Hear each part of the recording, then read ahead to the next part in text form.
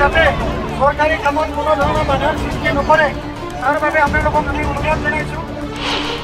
আদানীক ভূমি হস্তান্তৰ কৰি বিপদত বিজেপি UPPL।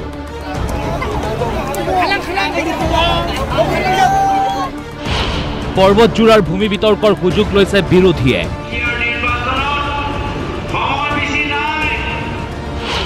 স্থানীয় বাসিন্দাক বুজনি দিব পৰা নাই শাসক পক্ষই।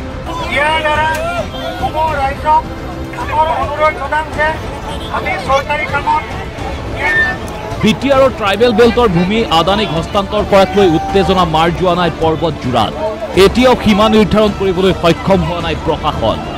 মন্ত্ৰী ইউজি ব্ৰহ্মৰ মতে আদানীক ভূমি দিব নোৱাৰিলে লোকচান হ'ব BTRৰ।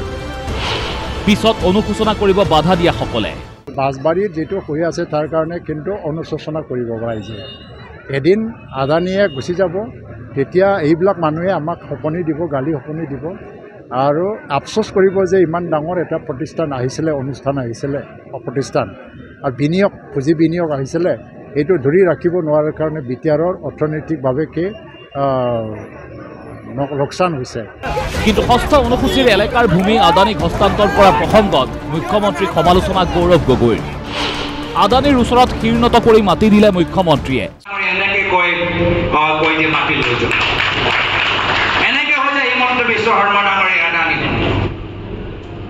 এয়া হৈছে তেওঁলোকৰ জাতীয়বাদী চিন্তাধাৰা।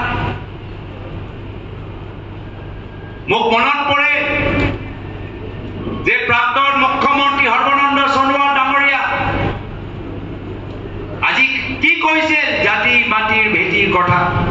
গৌৰৱ গগৈৰ মতে মুখ্যমন্ত্ৰী হিমন্ত বিশ্ব শৰ্মাই এডভান্টেজ আছাম পতা নাছিল, এডভান্টেজ আদানীহে পাতিছিল। কোকৰাঝাৰত প্ৰতিবাদ কৰি আছে, গোৱালপাৰাত প্ৰতিবাদ কৰি আছে।